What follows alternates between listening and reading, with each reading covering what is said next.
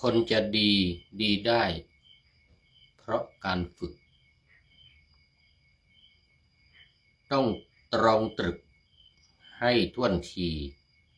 ขมีขมันใช่จะดีมาแต่เกิดกำเนิดพลันทั้งเธอฉันจะมีดีที่ฝึกตน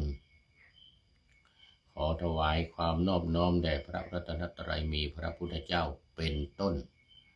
ขอถวายความเคารพพระมหาเถระพระเถรานุเถระเจ้าคณะพระสังฆาธิการทั่วโลก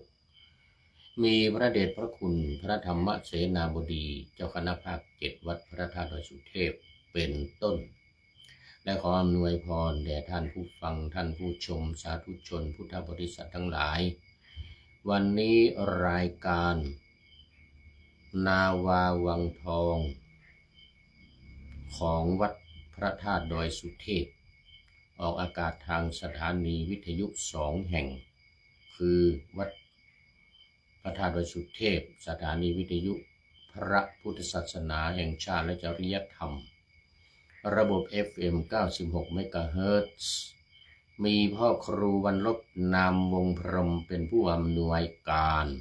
อาจารย์พระมหาประสิทธิ์ประสาธิโกเป็นหัวหน้าสถานีและอาตมภาพพระครูปริยัติยานุศาสตร์เป็นผู้บรรยายเป็นประจำทุกวันศุกร์เสาร์และอาทิตย์เวลา 7:30 นาทีถึง 8 นาฬิกาและ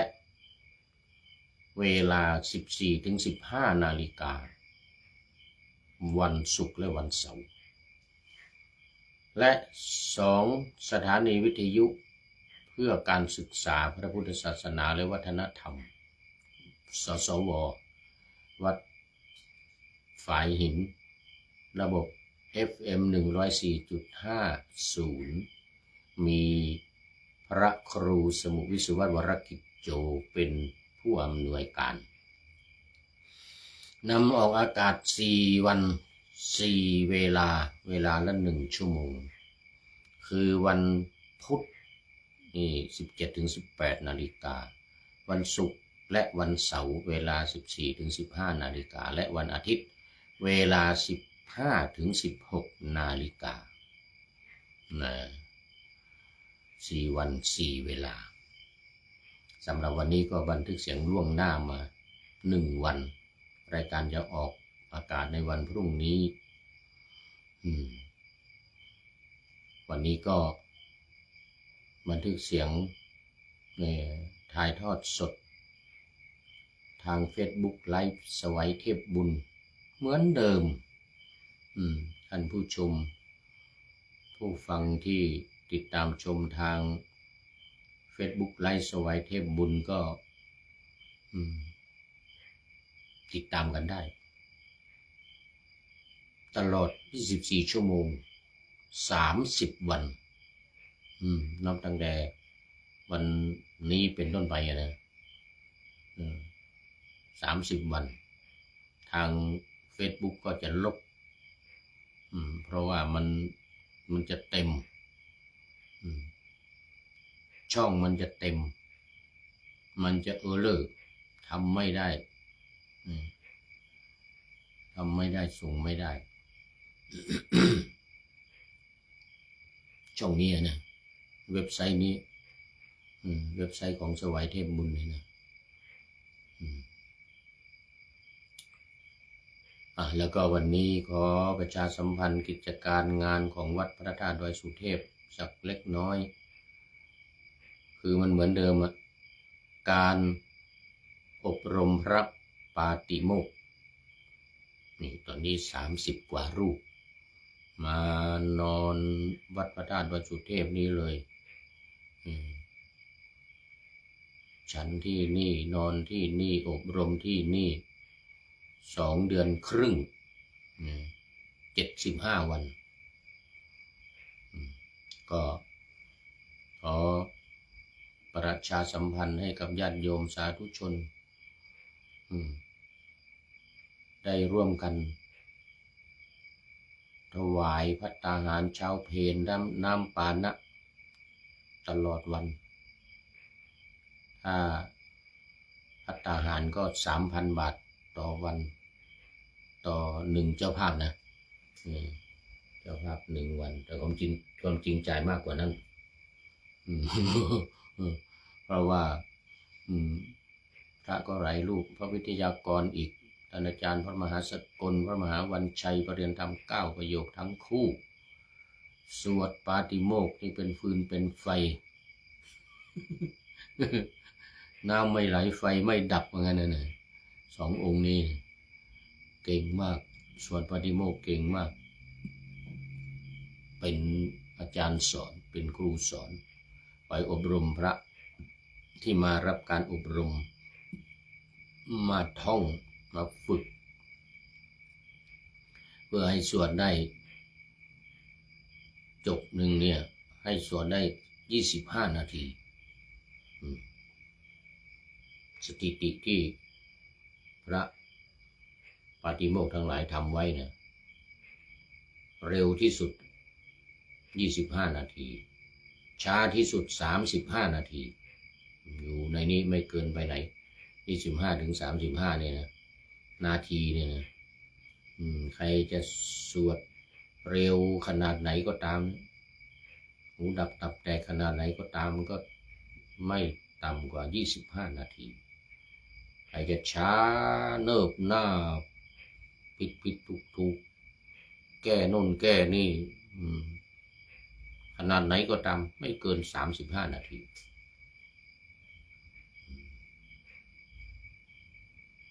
ผู้พูดเองนี่ก็ได้แค่สังฆาทิเศษ2-3 บทนู่นไปเอาสุดท้ายเลยทุติยมปิปุชฌามิกัจจิตาปริสุทธาตติยมปิปุชฌามิกัจจิตาปริสุทธาปริสุทธิธานิสมันตุภิกขุปฏิโมกขังนิติตังนิยมสวดกันตามชนบทตามอุโบสถรอบนอกหรือแม้แต่ในเมืองเองนอกพรรษาในพรรษานี่จะไปรวมกันเป็นที่อย่างตำบลวัดเกตนั่นก็ไปรวมกันที่วัดเกตการามอย่างนี้เป็นต้นตำบลอื่นๆก็บางที2 ตำบล 3 ตำบลมารวมกันที่หนึ่งหมายถึงฤดูกาลเข้าพรรษานะ13 วันพระ13 อุโบสถเนี่ยนะสวดเป็นหูดับตับแตกแล้วก็เอานอกพรรษาก็วัดใครวัดมันบางวัดที่มีพระเกิน5 รูปก็สวดกันตลอดแต่บางวัดสวดแค่หัวกับท้ายขึ้นปาราชิกสมบท 1สังฆาทิเศษสมบท 1แล้วก็ทุติยมปิตติยมปิปุชฌามิกัจจิตาปริสุทธาแล้วถ้าไม่มีพระครบ5 รูปก็ไม่ได้สวดมาเข้าโบสถ์มาโรงโบสถ์ก็บอกปาริสุทธิยกเว้นว่ามีพระเอาเขาเรียกว่าอะไรผ้าสังฆาติมาแทนตัวเองผืน 1นี่นะ4 รูปก็สวดได้3 รูปมาสังฆาติมา2 ผืนก็สวดได้สวดได้แต่ในฤดูกาลเข้าพรรษานี่ไม่ต้องห่วงได้สวดกันเป็นประจำแล้วอย่างตำบลช้างม้อยช้างคลานนี่ก็2 ตำบลนี่จะมารวมกันที่อุโบสถวัดแสนฝางเป็นประจำเป็นร้อยรูปโอ้โบสถ์ใหญ่มาก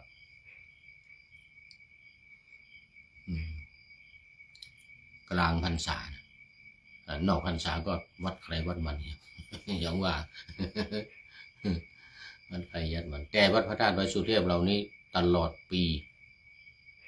ทุกวันอุโบสถเพราะว่าพระเยอะ ไม่ต่ำกว่า20-30 รูปอ่ะเนี่ยในวัดถึงจะขาดไปสัก10 รูปก็สวดได้ขาดไป20 รูปก็ยังสวดได้ ยังสวดได้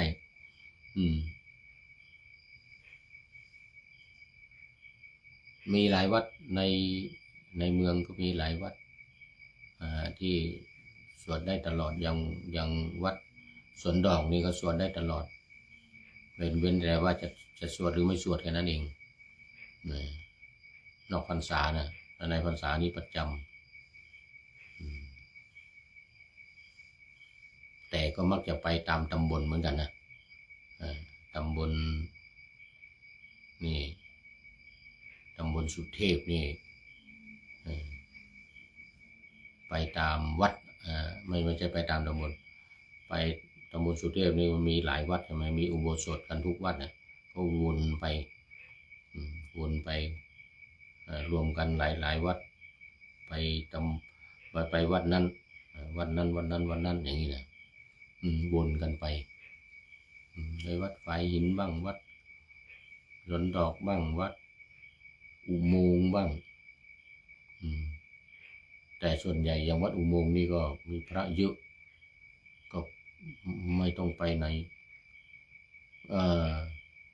มีวัดป่าแดงก็มาวัดฝายหินในกลางพรรษานะกลางพรรษามาวัดฝายหินป่าแดงกับฝายหินแล้วก็วัดประธานพรป่าแดงฝายหินประธานพรนี่มา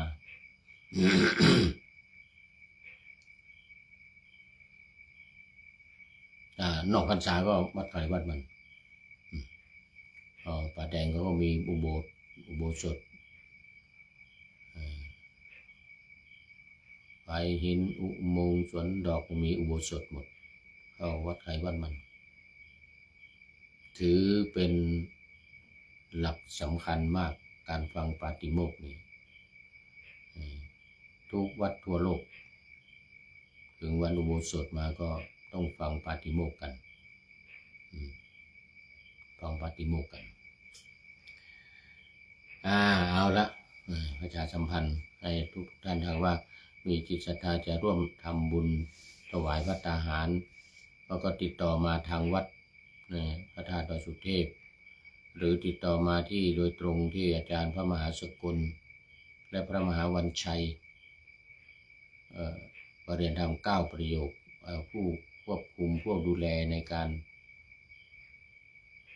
อบรมพระปาฏิโมกข์ได้ตามอัธยาศัยวันละ 3,000 บาทรับ1 วันแล้วเป็นเจ้าภาพ1 วัน 3,000 บาทนำบรรณะอีกด้วย 1,000 เป็น 4,000 บาท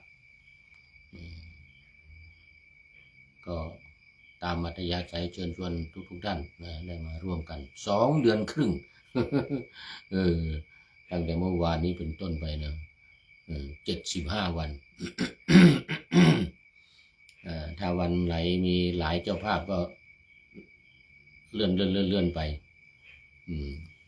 ไปมีเวลาก็มาด้วยตนเองไม่มีเวลาก็ถวายไว้กับทางวัดเราก็จัดตอนเช้า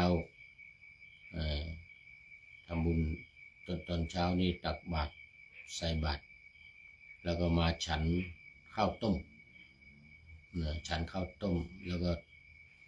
ตักบาตรให้ไปฉันตอนเพลเพลนี่ฉันใครฉันมันฉันในบาตร เนี่ยที่พักที่ใครที่มันที่พักหรือไม่ก็ที่ศาลาอบรมที่ศาลาที่อบรมในนั้นเลยจะกลับไปฉันที่ห้องก็ตามอัธยาศัยตักบาตรให้ตอนเช้าทำอาหารใส่บาตรแล้วก็มีญาติโยมมาร่วมใส่บาตรมีฝรั่งมังค่านักท่องเที่ยวร่วมทำบุญตักบาตรด้วยวันหนึ่งก็70 กว่ารูปทุกวันผู้พูด นี่ก็เลยไม่ไปบิณฑบาตไปฉันเพลเอาที่โรงฉันทีเดียวเลย11 โมงไปฉันเพล เพราะว่าไปบิณฑบาตก็พระเยอะไม่สะดวกพระเยอะกว่าจะเสร็จก็ช้าสู้ไม่ไปหิวก็ผลไม้บ้างอะไรบ้างตอนเช้านี่นะไอ้ฉันเพลทีเดียวเลยมาเข้ามาสู่เนื้อสาระกันเลยวันนี้ ค้างไว้ตอนเช้าอัตถกถามหารัฐวิมานในพระไตรปิฎกเล่มที่26แล้วก็สุตตันตปิฎกเล่มที่18ฉบับมหาจุฬาเล่มสีฟ้า เป็นหลักในเล่มที่26นี่เป็นอัตถกถาอธิบายขยายความยาวหน่อยมหารัฐวิมานมีคาถาว่าสหัสยุตตังหยะวาหานังสุพังเป็นต้นซึ่งพระผู้มีพระภาคเจ้าประทับอยู่ณพระวิหารเชตวันนี่วัดใหญ่แล้วทีนี้กรุงสาวัตถีสมัยนั้นท่านพระมหาโมคคัลลานะเที่ยวจาริกไป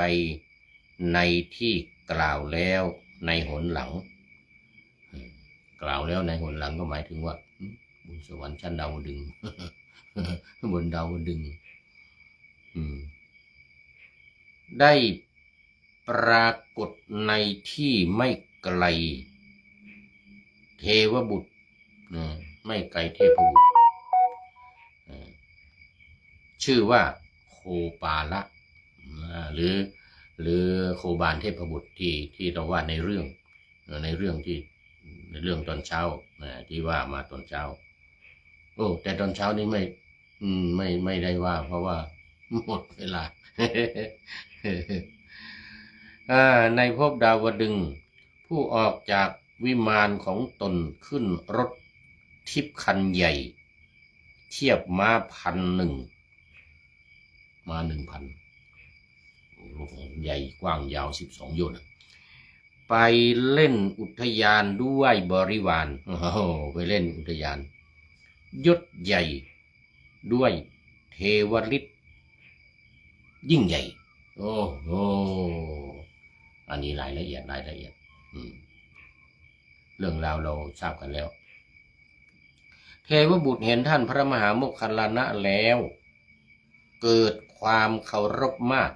รีบลงจากรถเข้าไปไหว้ด้วยเบญจางครับประดิษฐ์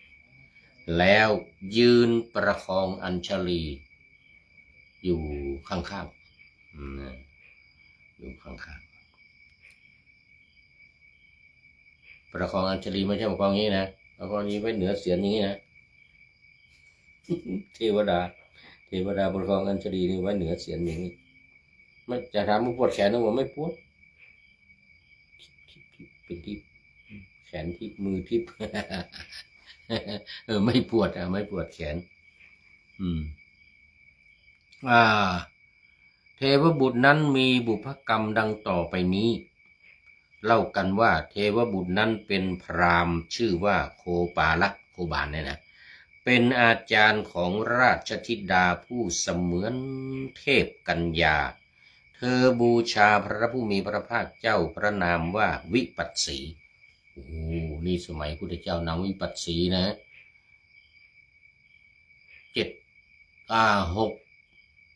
6 องค์นะก่อนพระพุทธเจ้าเราปัจจุบันนี้นะ6 องค์วิปัสสีพระสิกขีพระเวสสภูกักุสันทะโกนาคัมมนะและกัสสปะเห็นไหมในภัททกัปนี้มี8 พระองค์นะมาแล้ว7องค์ที่7ก็คือ โคตมะสักยมุนีพุทธเจ้าของเราองค์ปัจจุบันและ8เนอะ8ก็จะคือพระศรีอริยเมตไตรจะมาในอนาคตนะยังไม่รู้ว่าอีกกี่พันปีหมดพระพุทธเจ้าของเรานี้5,000 ปีพอครบ5,000 ปีแล้วเนี่ยหมดพวกที่เอาผ้าเหลืองห้อยหูเป็นพระนี่ก็ไม่มีแล้วหมดนะพวกที่ถึงพระรัตนตรัยก็หมดอรหันต์อนาคามีสกทาคามีโสดาบันหมดผู้ที่ถึงพระรัตนตรัยหมดเลยไม่มีอะไรเมื่อครบ5,000 ปีนะเนี่ยครบ5,000 ปีตอนนี้2,569 ปีก็เหลืออยู่2,331 ปี2,331 ปีพระพุทธศาสนาของเรานี่จะคงอยู่ไปถึงอีกจะครบ5,000 ปีนะแต่ก็ยังว่าร้อยหลอแล้วถึง5,000 ปีนี่นะ 4,000 ปีเป็นต้นไปก็โสดาบันหมดแล้วเหลือแต่ผู้ถึงพระรัตนตรัยถือพระพุทธพระธรรมพระสงฆ์เป็นที่พึ่งพระนี่ก็หมดมีพระอยู่แต่ว่าเป็นพระธรรมดาเนี่ยพระอรหันต์ไม่มีแล้วพระโสดาบันก็ไม่มีแล้ว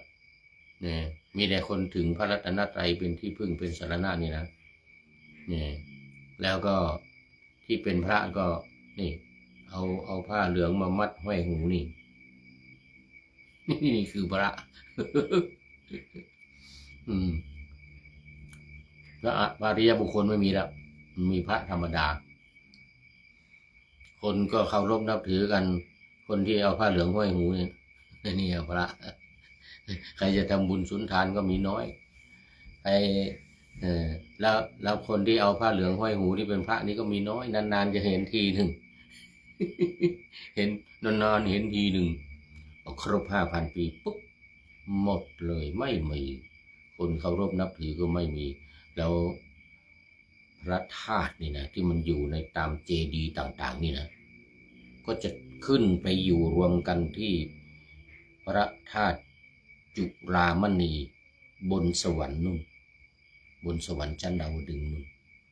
ตอนนี้มีแต่โครงเจดีย์อยู่พระเจดีย์โครงเจดีย์นะมีแต่ว่าพระธาตุยังมีไม่มากพระธาตุมีไม่มากแต่ว่าพอครบ5,000 ปีแล้วนะพระธาตุที่อยู่ในโลกนี้ทั้งหมดนะไม่ว่าจะเป็นพระเกศาหรือเป็นกระดูกอะไรต่างๆนะพระอะไรเนี่ย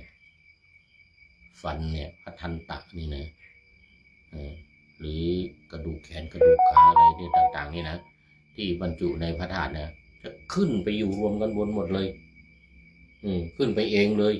ภาษาลีลิกธาตุของพระพุทธเจ้าเรานี่นะของพระอรหันต์ทั้งหลายก็ตามขึ้นไปอยู่รวมกับที่บนธาตุจุฬามณีหมดเลยมาอยู่ที่บนจุฬามณีหมดเลยในโลกนี้หมดไม่มีเพราะว่าไม่มีคนเคารพนับถือเขาจะมาสักการะบูชาพระบรมธาตุเจดีย์เหมือนพระธาตุดอยสุเทพเรานี่นะเหมือนทุกวันนี่นะมาเดิน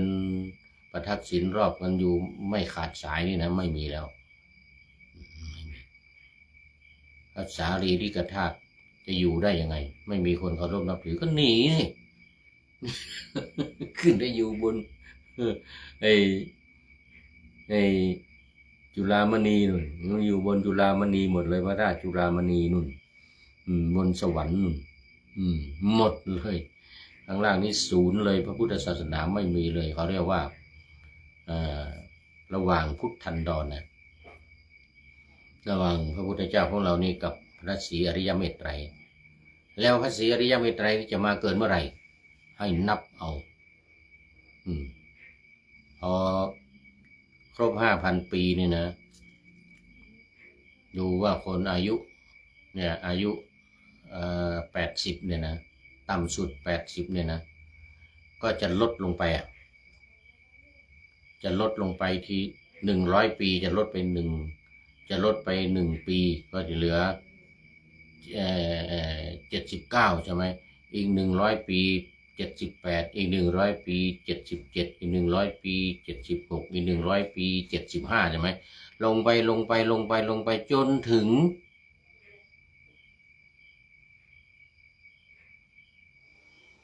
10 ปีจนถึง10 ปีก็คิดดูเด็กอายุ10 ปี5 ปีก็แต่งงานกันแล้วมีลูกออกหลานแล้ว6 ปี7 ปีอยู่10 ปีก็ตายแล้วอายุไขถึง10 ปีต้นมะเขือนี่เอาไม้เก็บต้นมะเขือเก็บมะเขือนี่นะเอาไม้ไปเก็บต้นมะเขืออย่างเงี้ยดูที่ต้นมะเขือตอนนี้มันสูงขนาดหัวเราเนี่ยนะตอนนี้นะแต่คนตัวน้อยคนจะตัวน้อยลงอายุแค่10 ปีไปเก็บมะเขือเนี่ยเอาไม้ขึ้นไป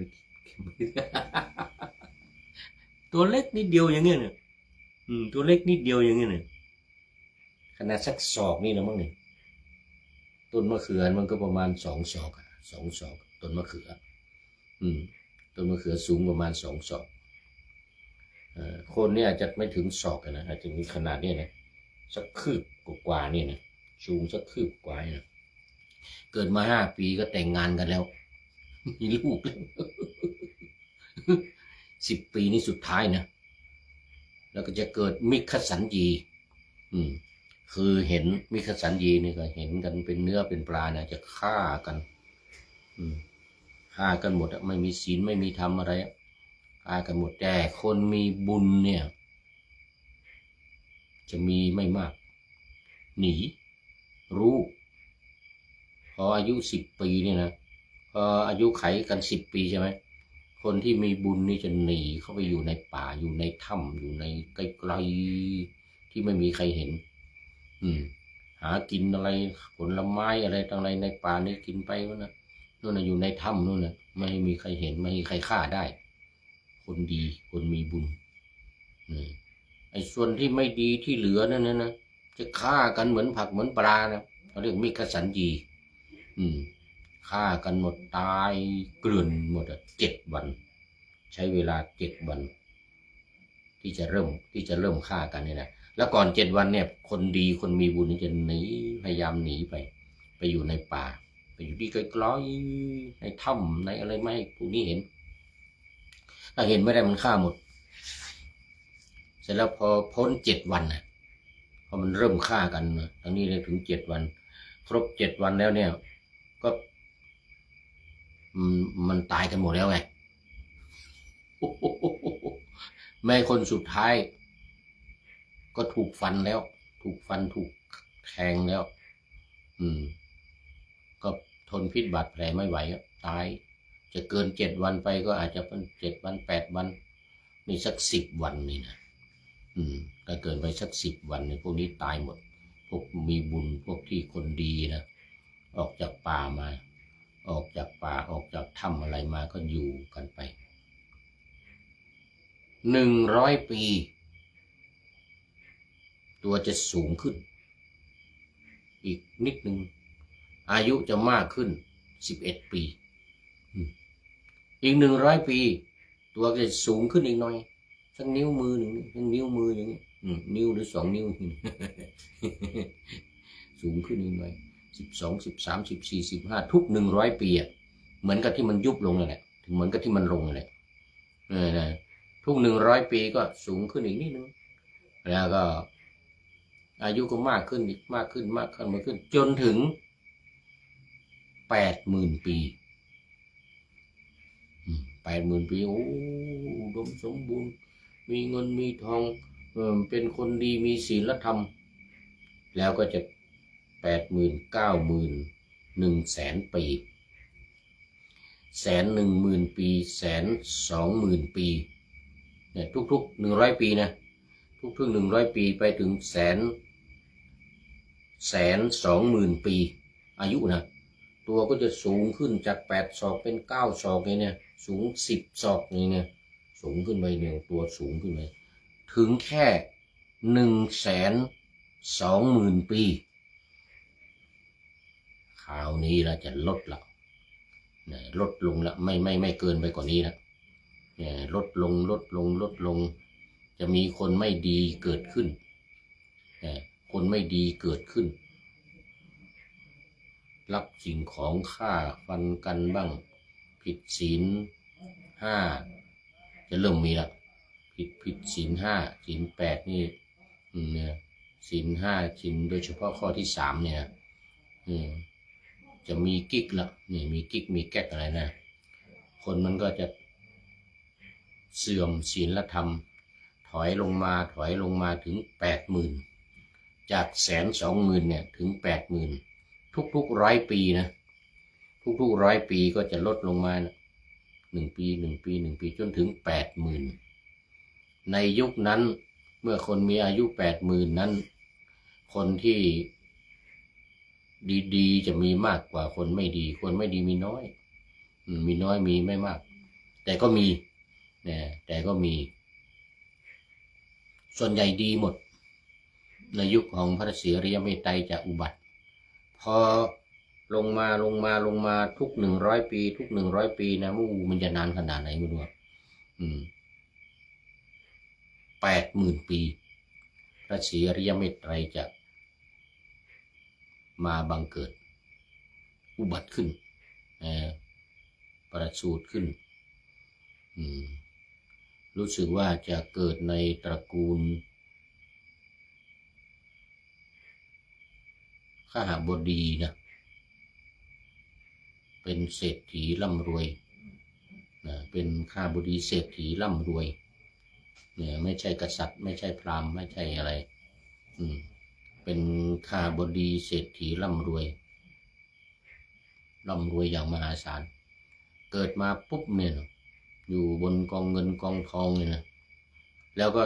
บำเพ็ญบารมีไปเรื่อยๆถึง 50,000 ปีถึง 50,000 ปีนี่นะ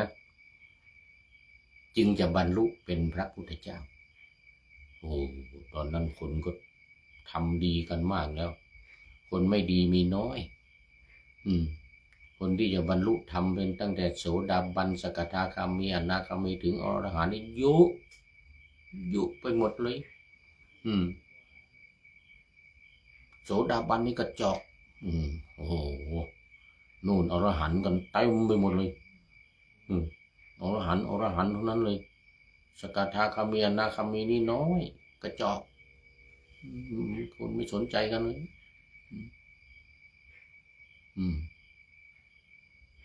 แล้วตอนนั้นคนจะสูง4 ศอก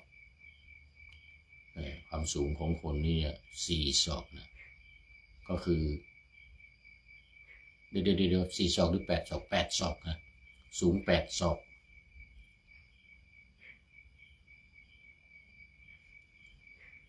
4 เมตรสูง4 เมตรไม่ใช่ธรรมดานะสมัยพระพุทธเจ้าศรีอริยเมตไตรนี่นะคนสูง8 ศอก4 เมตรสูง8 ศอก4 เมตรพอ 50,000 ปีบรรลุเป็นพระพุทธเจ้าตรัสรู้ 50,000 ปีแล้วก็อยู่อีก 30,000 ปีอยู่อีก 30,000 ปีเหมือนพระพุทธเจ้าวิปัสสีนี่ก็ 80,000 ปีเหมือนกันเหมือนพระพุทธเจ้าวิปัสสีนี่เลยเขาเรียกองค์หัวกับองค์สุดท้ายองค์หัวก็คือพระวิปัสสีนี่แล้วก็องค์สุดท้ายก็คือพระศรีอริยเมตไตรนี่เขาเรียกภัตตกัป8 พระองค์ถ้าภัตตกัป8 พระองค์ถ้าภัตตกัป5 พระองค์ก็นับจากพระโกนาคมณะมากักุจันทะมา กกุสันทะกูนาคามนะกัสสปะแล้วก็โคตมะนี่สี่แล้วก็สีริยเมตไตรองค์ที่ห้าถ้าพัทธกัปที่มี5 องค์เนี่ยมันจะมี2 อย่างมี2 อย่างคือพัทธกัป5 องค์กับพัทธกัป8 องค์พัทธกัป8 องค์นี่ก็เริ่มตั้งแต่พระสิกขีเนี่ยเป็นต้นมาจนถึงสีอริยเมตไตรสำหรับเรานี่ก็บำเพ็ญบารมีไปขอให้ได้ไปเกิดในยุคของพระศรีอริยเมตไตรให้ได้ในระหว่างนี้จะเกิดเป็นอะไรก็เกิดไปจะเกิดเป็นคนจะเกิดเป็นสัตว์หรือจะเกิดเป็นอะไรก็ตามและตามบุญตามกรรมนะแต่ทำความดีบำเพ็ญบารมีพยายามให้ได้ไปเกิดในยุคพระศรีอริยเมตไตร80,000 ปีนะปีที่พระองค์จะตรัสรู้เนี่ยเป็นพระพุทธเจ้าศรีอริยเมตไตรนะขอให้ได้ไปเกิดในชาตินั้น80,000 ปีนั้นนะที่เราทำความดีในทุกวันนี้นะเราเหมือนกับเป็นพระโพธิสัตว์บำเพ็ญทำสมาธิภาวนาสมถกรรมฐานวิปัสสนากรรมฐานไปเรื่อยๆนานเท่าไหร่ช่างมันขอให้ได้เกิดในยุคของพระศรีอริยเมตไตรให้เกิดในยุคของพระศรีอริยเมตไตรตอนนี้เราก็ทำความดีไปเรื่อยๆบำเพ็ญบารมีปฏิบัติทำสมถกรรมฐานวิปัสสนากรรมฐานไปเรื่อยๆถ้าจะบรรลุก่อนจะเป็นพระอรหันต์ก่อนที่จะถึงยุคของพระศรีอริยเมตไตรก็ไม่เป็นไรแล้วแต่บุญญาบารมีที่เราจะทำที่เราจะสร้างเราจะทำแต่เป้าหมายเนี่ยเราต้องตั้งไว้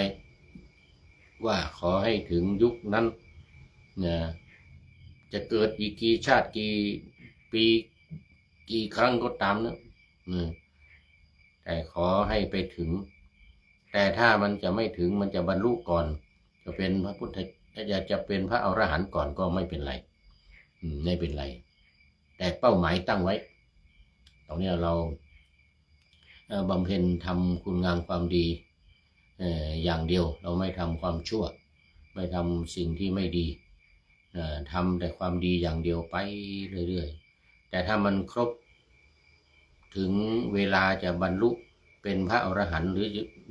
ก็ไม่เป็นไรปล่อยมันไปตามธรรมชาติตามธรรมดาแต่เราจะพยายามในการที่จะไม่ทำความชั่ว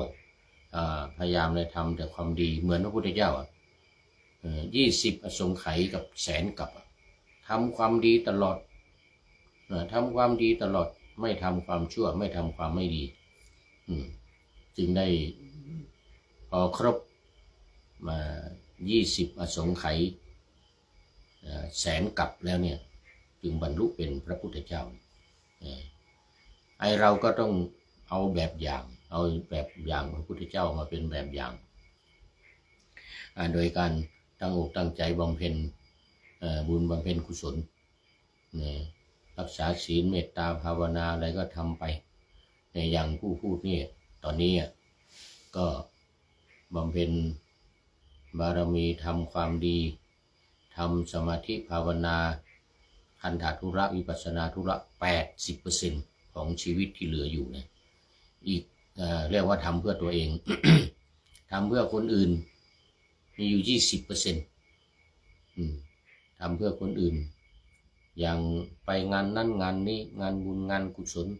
อะไรต่างๆงานศพ2-3 วันนี้ไปงานศพท่านอาจารย์พระมหาวิษณุมาอย่างนี้ไปนอนมาเลย9 คืนวันนี้ลืม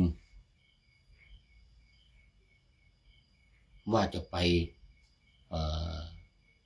มุทิตาวันเกิดของพระเดชพระคุณหลวงพ่อท่านเจ้าคุณพระวชิรานันท์หลวงพ่อวัดน้ำบัวหลวงวันเกิดของท่านวันนี้ท่านบอกเมื่อวันที่ไปงานวันเกิดของงานศพท่านอาจารย์มหาวิษณุเนี่ยหลวงพ่อเจ้าคุณบอกว่าเนี่ยวันที่26นี่เป็นวันทำบุญแต่สมัยก่อน ก็เคยไปอยู่ประจำมาแหละสมัยก่อนก็ไปสวดมนต์ไปเจริญพุทธมนต์วันเกิดของท่าน วันน้ำมนต์หลวงอายุ100เดี๋ยว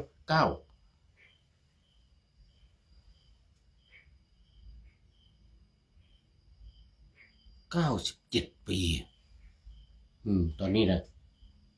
เป็นเจ้าคุณพระอะไรว่าชิลานันท์อะไรเนี่ย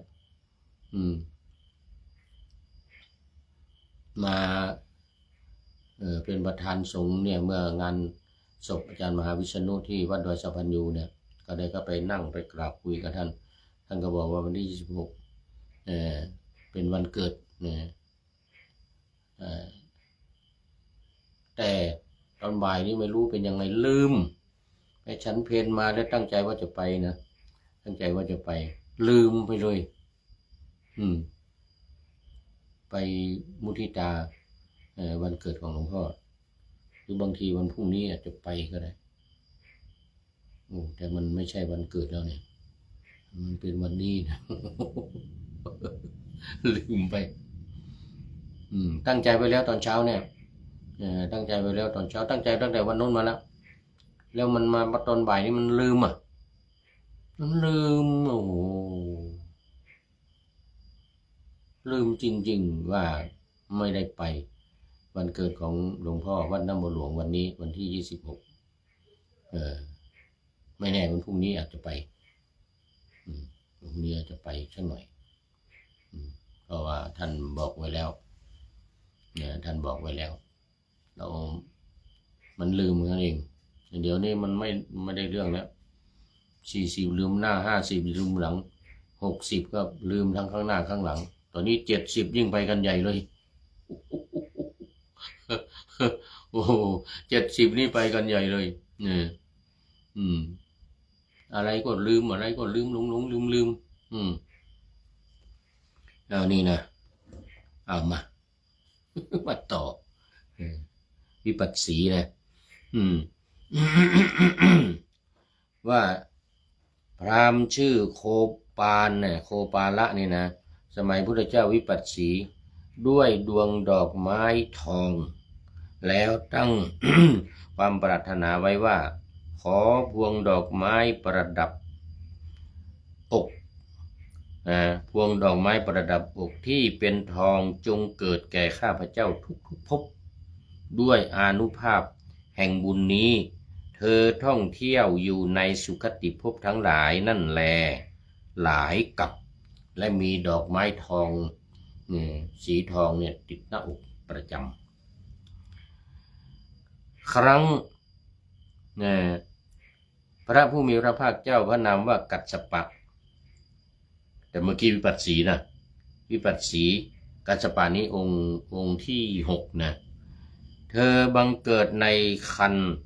อัครมเหสีของพระเจ้ากาสีพระนามว่ากิกิพระเจ้ากิกิมาอีกแล้วเมืองกาสีแคว้นกาสีนะพระเจ้ากิกินะเมืองพาราณสีเลยนะแคว้นกาสีพระเจ้ากิกิได้นามว่าอุรัชชทมาลาอุระก็คืออกอุคือก แล้วก็รัชทมาลาก็คือดอกไม้ทองที่ประดับหน้าอกเพราะได้ดวงดอกไม้ทองตามปรารถนาเทวบุตรได้ถวายพระมหาทานเช่นอสัทธิสทานเป็นต้นแก่พระผู้มีพระภาคเจ้าพระนามว่ากัสสปะพร้อมด้วยสงฆ์สาวกสมัยนั้นเกิดในเมืองเนี่ยนะเป็นพระเจ้ากิกิเป็นราชโอรสของพระเจ้ากิกิ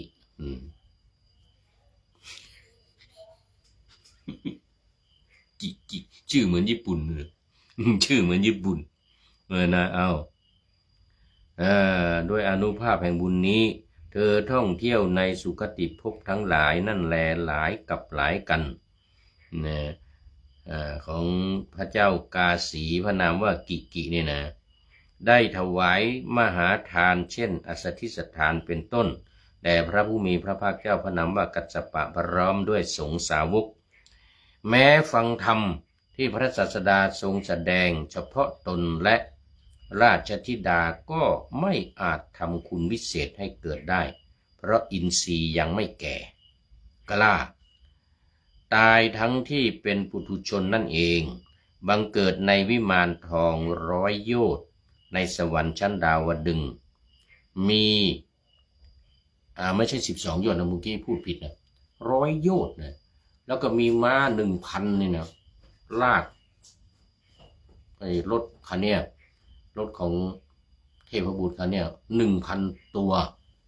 โอ้ตอนนี้ขอต้อนรับนี่ผู้ใดหนอแลนี่ไพศาลศรีวิชัย อาจารย์ไพศาลศรีวิชัยมาโอ้โมทนาโมทนาอาจารย์ไพศาลยังไม่นอนนี่2 ทุ่มครึ่งไงเนี่ย2 ทุ่มยังไม่ครึ่งอ๋อนี่สาธุสาธุถ้ากลับจากที่ทำงานก็โอ้มันรถติดวันนี้นะคงจะกำลังมาถึง คนอื่นๆยังไม่มีใครเลยวันนี้ FC เงียบFC วันนี้เงียบเดี๋ยวก่อน19 20 30โอ้เกินเวลาซะแล้วมั้งนี่18 19 20โอ้20 26ยังไม่เกิน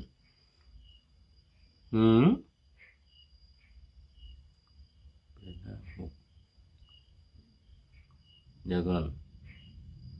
23 6อ๋อยังเกือบจะหมดเวลา อาจารย์ไพศาลก็มาได้ใกล้ๆสุดท้ายพอดีเลยนี่นะมาเล่าต่อเพราะอินทรีย์ยังไม่แก่กล้านะไอมหารัฐวิมานนี่นะ100 โยชน์นะแล้วเอา1,600 เมตรเข้าไปคูณ100 โยชน์กันแล้วกันมันจะเป็นกี่กิโลเมตรนะมันจะเป็นกี่กิโลเมตรแล้วก็ม้านี่ 1,000 ตัวลากรถคันนี้ในสวรรค์ชั้นดาวดึงส์มีอัปสรหลายโกฏเป็นบริวาร อาจารย์ไพศาลหลายโกฏนะ1 โกฏก็10 ล้านนะ1 โกฏเนี่ยนะ10 ล้านคนนางอัปสรที่อยู่ในวิมานของท่านนะ100 โกฏเนี่ยเต้นรำขับร้องประโคมดนตรีเสียงดังไพเราะเพราะพิงที่ว่ามาในตอนต้นเนี่ยนะตอนเมื่อครั้งที่แล้วโอ้โหหลายโกฏนี่ด้วยนะโอ้อันหนึ่งรถเทียมม้าอาชาในเป็นทิพย์สำเร็จด้วยรัตน7เทียมม้า1,000นะวิจิตรด้วยฝาที่จัดไว้อย่างดีอึงด้วยเสียงไพเราะนุ่มนวลเหมือนบุคคลกระยิมอยู่ด้วยการเกิดแห่งรัศมีของตนดังดวงที่พากรดวงอาทิตย์นะก็บังเกิดแก่เทพบุตรนั้นโอ้โหหมดเวลาเอาไว้แค่นี้ก่อน ยังไม่จบยังมีพรุ่งนี้มะรืนนี้มันมีพรุ่งนี้มะรืนนี้ก็เข้ามาต่ออีกตอนนี้มันหมดเวลาอาจารย์ไพศาลเป็นท่านแรกแล้วก็เป็นท่านสุดท้ายในวันนี้เข้าสู่เส้นชัยของรายการวันนี้จัดรายการมากทั้งวันเลยอาจจะเผื่อไว้ข้างหน้าเผื่อไว้หลายวันเพราะว่าเดี๋ยวจะเดินทางจะไปเยี่ยมที่ต่างๆอาจารย์ไพศาลขอโมทนาเป็นอย่างยิ่งมาดูท ท้ายรายการวันนี้ข้อคิดได้จากสถานีธรรมนะคนจะดีได้เพราะการฝึกนี่เห็นไหมเหมือนกับเทพบุตรตรงนี้แหละต้องตรองตรึกให้ท่วนทีขมีขมันใช่จะดีมาแต่เกิดกำเนิดพลันทั้งเธอฉันจะมีดีที่ฝึกตนอันนี้เอาหลักพุทธภาษิตมาว่านะเนี่ยทันโตเศรษโธมนุษย์เสสุในหมู่มนุษย์ทั้งหลายคนที่ฝึกตนดีแล้วเนี่ยเป็นผู้ประเสริฐอันนี้ข้อคิดอันนี้นำมาจากพุทธภาษิตบทนี้ ก็ขอบคุณสถานีธรรมเป็นอย่างยิ่งขอนำนาวาวังทองไปก่อนแล้วจะย้อนมาใหม่ในวันหน้าคือวันพุธศุกร์เสาร์อาทิตย์ตามตารางเวลาที่วางอยู่ข้างในเป็นธรรมะจากพระราชวังเป็นนาวาโด่งดังสว่างไสวเป็นทองคำล้ำค่ากว่าสิ่งใดชุบชีวิตจิตใจให้ใสงามขอเชิญท่านทั้งหลายนำไปท่องตามคุณของพระรัตนสามพุทโธเมนาโถธัมโมตามสังโฆเมนาโถยามภาวนาว่าบ่อยๆซ้ำๆจำในจิตจนมันติดในใจไม่หายหน้านอนนั่งยืนเดินจำทุกเวลาตั้งแต่ตื่นขึ้นมาถึงหลับไปขอให้ท่านได้ผลจากปฏิบัติได้กำจัดความทุกข์พบสุขใสพลันปลอดโปร่งโล่งสบายทั้งกายใจอยู่ที่ใดใจสงบพบนิพพานขอเจริญพร